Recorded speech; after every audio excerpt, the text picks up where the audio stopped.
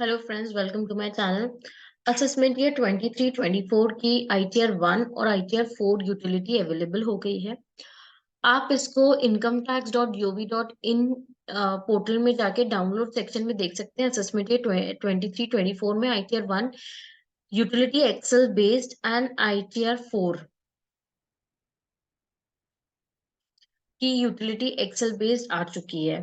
तो इसके लिए अब हम आज के वीडियो में आईटीआर 1 देखेंगे। आईटीआर 1 आप जब यूटिलिटी एक्सेल बेस्ड डाउनलोड करेंगे तो आईटीआर 1 असेसमेंट ईयर 23-24 की जिप फाइल डाउनलोड होगी, जिसको आपको अनजिप करना है। एक तो आपने रिटर्न डाउनलोड कर ली। नेक्स्ट आपको पोर्टल में लॉगिन करके ई फाइल में जाके income tax return download prefilled data करना है। अब यहाँ पर आप जब सिलेक्ट करेंगे असेसमेंट ईयर तो आपको 23-24 सिलेक्ट करना है, डाउनलोड करना है।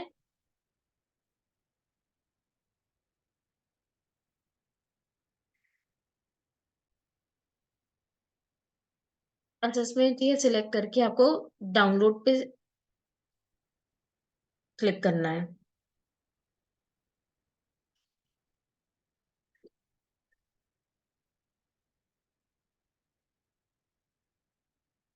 नेक्स्ट जब आप अनजिप करेंगे फाइल को,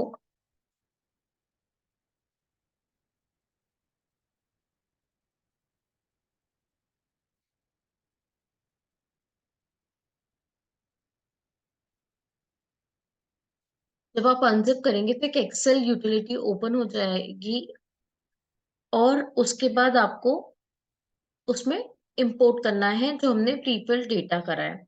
इंपोर्ट आप कैसे करोगे?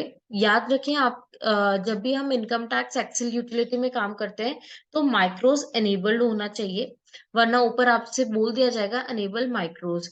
अब इंपोर्ट प्रीफिल्ड में आपको क्लिक करना है, ओके करना है।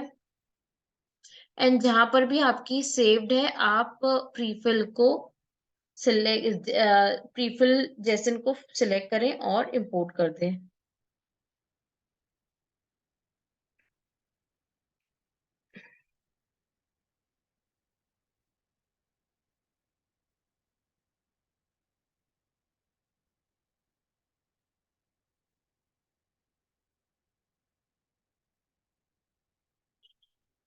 अब हमारी आईटीआर 1 फाइल करने के लिए रेडी है।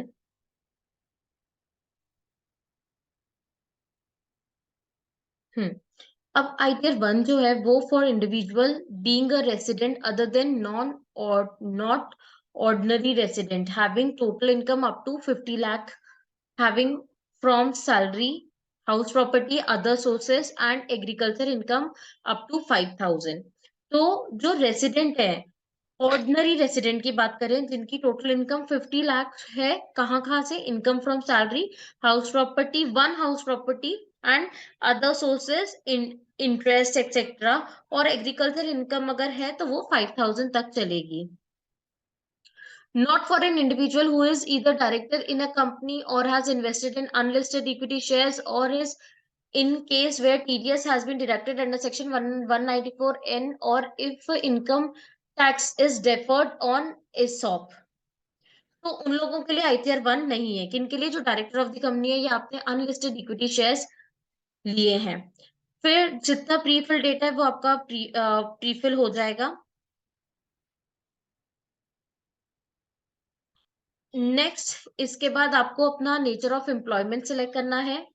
अगर सैलरी की इनकम है तो सेंट्रल गवर्नमेंट से है, आप एम्प्लॉय हो, स्टेट गवर्नमेंट एम्प्लॉय हो, पब्लिक सेक्टर अंडरटेकिंग, पेंशनर्स है तो पेंशनर्स में भी अब आगे हैं option, central government, state government, public sector, others, या आप अदर में फॉल करते हैं या नॉट एप्लीकेबल अगर फैमिली पेंशन है।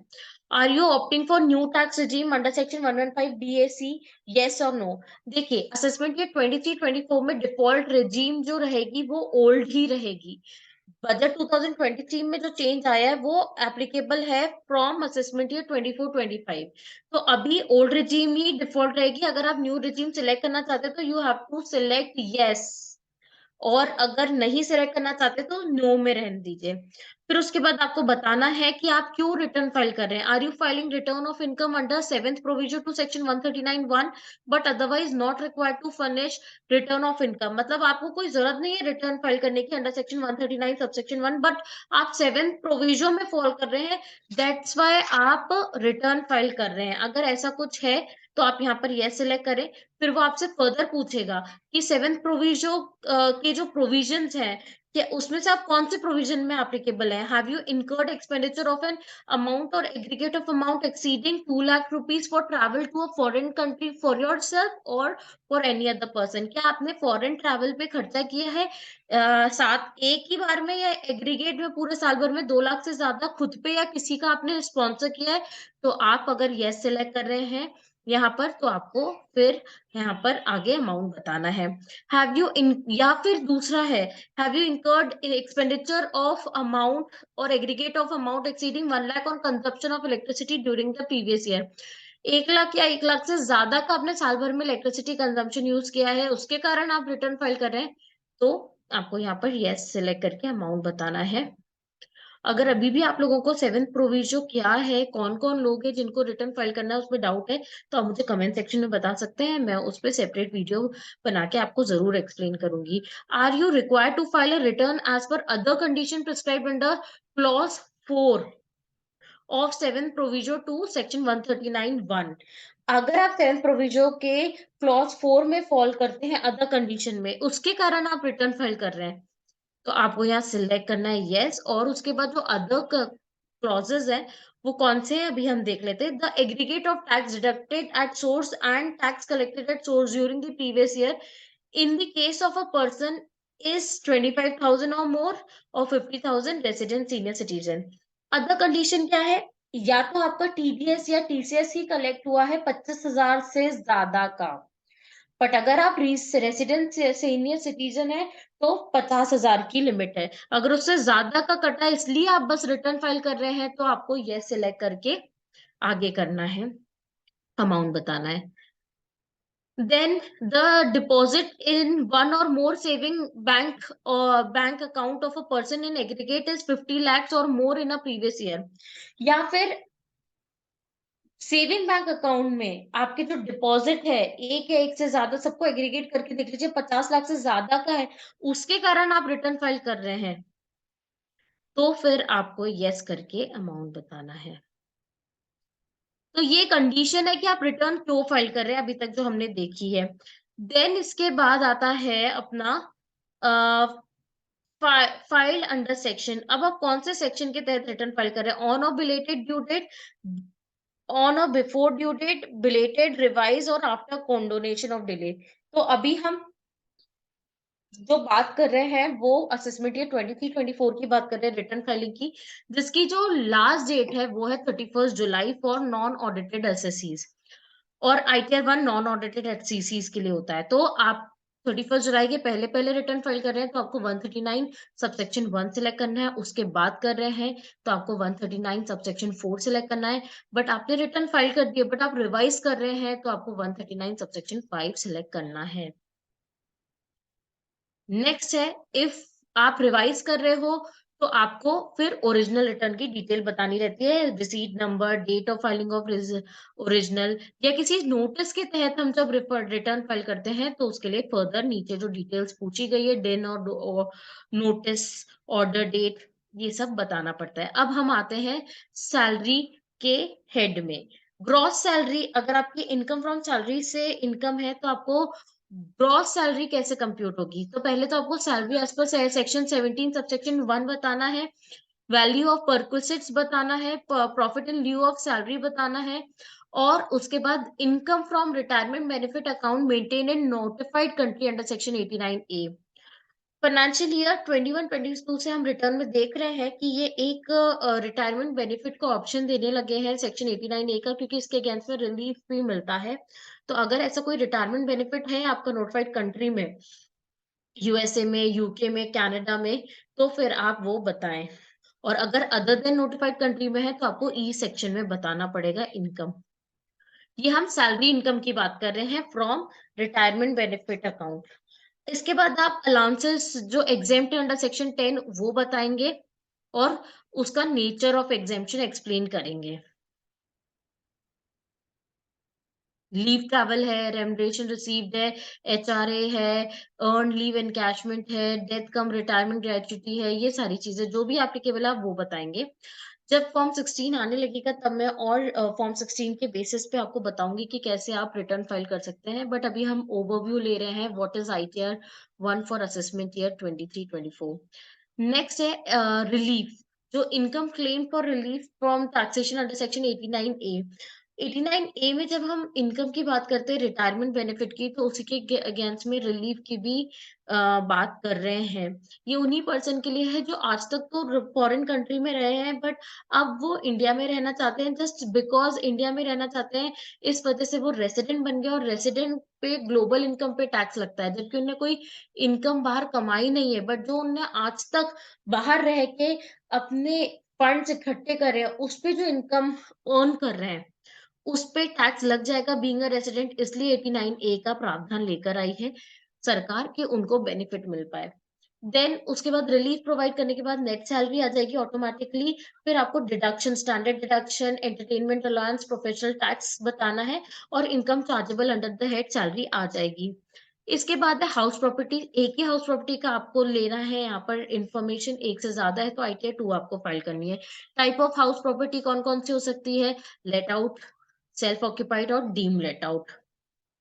ग्रॉस रेंट रिसीव्ड कितना है, tax paid to local authority minus कर दीजिए। उसके बाद एनुअल वैल्यू आ जाएगी, एनुअल वैल्यू का 30% ऑटोमेटिकली कैलकुलेट हो जाएगा। अगर कोई बोरोड फंड आपने लिए हैं फॉर हाउस प्रॉपर्टी, तो आप इंटरेस्ट पेबल जितना है वो आप क्लेम कर सकते हैं अप टू 2 lakhs। और अरियर और अनरियलाइज रेंट है तो उसका जो भी अमाउंट आपको अरियर अनरियलाइज रेंट रिसीव हो उसका लेस 30% करके टैक्सेबल हो जाएगा। अगर लॉस आ रहा है आपको हाउस प्रॉपर्टी से, तो it is advisable to file ITR 2, because ITR 1 में कैरी फॉरवर्ड ऑफ लॉसेस नहीं हो सकता है। अब हम इनकम फ्रॉम अदर सोर्सेज की बात करते हैं। थर्ड अपना जो हेड है इन आईटीआर 1, उसमें आपको इंटरेस्ट से इनकम है तो आप नेचर ऑफ इनकम में जाके सिलेक्ट कर सकते हैं। Interest from saving deposit, income tax refund, family pension, income accrued on contribution to provident fund to the extent taxable as per proviso. ये भी हम फाइनेंशियल ईयर 21-22 से देख रहे हैं कि प्रोविजंस में चेंज आया कि 2,50,000 से ज्यादा आप कंट्रीब्यूट करते हैं प्रोविडेंट फंड में, तो जो इंटरेस्ट उसके ऊपर वाले फंड में मिलेगा वो टैक्सेबल होगा, तो वही आपको यहाँ बताना है।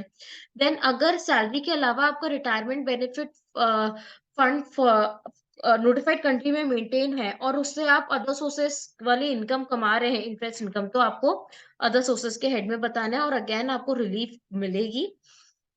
नोटिफाइड अदर देन नोटिफाइड आपको दोनों ही चीजें कवर करनी है अदर सोर्सेज में। और अब इस साल से आपको quarterly breakup of taxable portion बताना है। अब आपके इनकम फ्रॉम अदर सोर्सेज में ही उनने क्वार्टरली ब्रेकअप का प्रोविजन बता दिया, जो कि लास्ट में रहता था, बट आईटीआर 1 में तो वो भी नहीं रहता था। वैसे ही डिविडेंड की बात करें तो डिविडेंड में भी क्वार्टरली ब्रेकअप आपको इनकम फ्रॉम अदर सोर्सेज में ही दे दिया गया है। इसके बाद रिलीफ अंडर सेक्शन 89A, और जो डिडक्शन आप एक्सपेंसेस क्लेम करना चाहते हो वो आप क्लेम करें तो इनकम फ्रॉम अदर सोर्सेज भी आ जाएगा, और उसके बाद ग्रॉस टोटल इनकम आ जाएगी तीनों हेड की। यहाँ नोट में आप देख सकते हैं, to avail the benefit of carry forward and set off losses please use ITR 2। अब इसके बाद जो नेक्स्ट पार्ट है वो हमारे पार्ट सी डिडक्शन की बात करते हैं, जिसमें 80C, 80CCC, 80CCD 1, 1B, 2, 80DD medical से रिलेटेड है, medical treatment for specified disease है, 80DDB। इनमें से आपके जो भी डिडक्शंस हैं आप स्पेसिफिक उसमें जाके फिल कर सकते हैं। पर अगर 80D, 80G, 80GGA in section से रिलेटेड आपके डिडक्शन है तो उसके लिए स्पेसिफिक शीट्स बनाई है, आपको वो शीट्स फिल करनी है, तभी वो ऑटोमेटिकली इनकम डिटेल्स में फिल हो जाएगा। इसके बाद आपको एग्जेम्प्ट इनकम की डिटेल बतानी है, जो मैक्सिमम 5,000 तक हो सकती है। 5,000 के अलावा आपके ज्यादा है तो आप आईटीआर 2 फिल करें। जब आप ये सारी चीजें फिल कर देंगे तो tax payable on total income, rebate, interest, education cess ये सब ऑटोमेटिकली कैलकुलेट होगा, बट कैसे होगा मैं आपको आगे बताती हूँ। नेक्स्ट जो है वो है टीडीएस शीट। टीडीएस शीट में आपको सैलरी से रिलेटेड कितना टीडीएस डिडक्ट हुआ है, tan number, name of deductor, income chargeable under the head salaries और टोटल टैक्स डिडक्टेड, ये सब एज पर फॉर्म 16 बताना है। कुछ भी गड़बड़ ना करें, क्योंकि गड़बड़ करेंगे तो प्रोसेसिंग में आपको डिमांड आ सकती है। अदर देन सैलरी है तो आपको नेक्स्ट वाले शेड्यूल में फिल करना है। Again tan, name of deductor, सब कुछ फॉर्म 16 से 2 by 2 मैच होना चाहिए। फिर है tax deducted at source as per form 16C furnished by the payer. अगर ये है तो आप थर्ड कॉलम में भरें। Aadhaar number of the tenant, PAN number of the tenant, name of the tenant, gross receipt of the tenant. Next है advance tax और self assessment tax की डिटेल आप भरें अगर आपने पे किया है। टीसीएस शीट में हम आते हैं, ये भी आपको ध्यान से भरना है। इसमें टैक्स कलेक्शन है, account number, name of collector, ये सब भी 26 से आप अच्छे से भरें। टीडीएस की डिटेल भी 26 से मैच होनी चाहिए। फिर हम आते हैं tax paid and verification sheet में। जब आप TDS, TCS, self assessment, advance tax की शीट्स भर देंगे तो यहाँ ऑटोमेटिकली रिफ्लेक्ट होगा। इसके बाद आपको बैंक अकाउंट देना है, बैंक अकाउंट डिटेल्स, फिर वेरिफिकेशन करना है। और सब जब आप ये सारी चीजें कर लें तो आपको कैलकुलेट टैक्स पे क्लिक करना है। जैसे ही आप कैलकुलेट टैक्स पे क्लिक करेंगे तो कोई भी चीज अगर आपने छोड़ दी है व्हाइल फिलिंग दी आईटीआर तो वो आपको पॉपअप दे देगा, जैसे मैंने केस में उसने दिया है। आप वो चीजें जैसे जैसे एरर हटा देंगे तो फिर कैलकुलेट करेंगे टैक्स, तो आपका टैक्स कैलकुलेट हो जाएगा। इनकम डिटेल्स में आप जैसे ही जाएंगे तो आप देखेंगे कि टैक्स पेबल वाले शीट में जो भी आप देख सकते हैं 8 point, tax payable on total income आ जाएगा automatically. Tax after rebate, health and education cess, ये सब ऑटोमेटिकली कैलकुलेट हो जाएगा जब आपकी शीट एरर फ्री हो जाएगी, हर पेज वैलिडेट हो जाएगा। फिर आप कैलकुलेट टैक्स पे क्लिक करें, आपका यहाँ पर पेबल या रिफंडेबल आ जाएगा। पेबल आ रहा है तो उसको पे करें। और ध्यान रखिए सेल्फ असेसमेंट टैक्स में जो आप पे कर रहे हैं वो चालान इंक्लूड करना। कई लोग क्या करते हैं, पे तो कर देते हैं और साथ में रिटर्न भी अपलोड कर देते हैं, फिर क्या होता है, फिर डिमांड आती है। रिफंड है तो रिफंड रहे। फिर आपको जनरेट जेसन करना है, सेव करना है जेसन, एंड रिटर्न पोर्टल में आना है। पोर्टल में आके इनकम टैक्स रिटर्न में, फाइल इनकम टैक्स रिटर्न में आना है। असेसमेंट ईयर 23-24 सेलेक्ट करना है। फाइलिंग टाइप ओरिजिनल है। ऑडिट का ऑडिट है क्या एप्लीकेबल, नो। ITR 1 continue. यहाँ पर आपको जैसे जो हमने अभी जनरेट किए वो अपलोड करके प्रोसीड टू वेरिफिकेशन करना है। प्रोसीड टू वेरिफिकेशन करेंगे तो आप डीएससी से भी वेरीफाई कर सकते हैं और ओटीपी से भी कर सकते हैं, आधार ओटीपी। तो आधार ओटीपी से करने से पहले इसका मतलब है आपको आधार और पैन आपका लिंक होना चाहिए, या फिर आप ईबीसी से भी कर सकते हैं। तो this is how you can file ITR 1 for assessment year 23-24। कोई भी डाउट है आप मुझे कमेंट सेक्शन में बता सकते हैं। जैसे 7th प्रोविजो की कौन कौन सी कंडीशंस हैं उसके लिए मैं सेपरेट वीडियो बना दूंगी। और इसके अलावा भी हम डिटेल में जब डॉक्यूमेंट्स अवेलेबल हो जाएंगे, अभी तो फॉर्म 26 भी अपडेट नहीं हुआ है, फॉर्म 16 भी नहीं आया है, तो इसलिए कोई रिटर्न फाइल करना ठीक नहीं है अनलेस अनटिल आपकी कोई भी टीडीएस नहीं है जो जिसके लिए आप 26 ईयर्स अपडेट होने का इंतजार करें। तो होप आपको ये वीडियो हेल्पफुल लगा है, तो प्लीज मेरे वीडियो को लाइक करें, चैनल को सब्सक्राइब करें। ऐसी एजुकेशन वीडियो आपको मिलते रहेंगे। Thank you.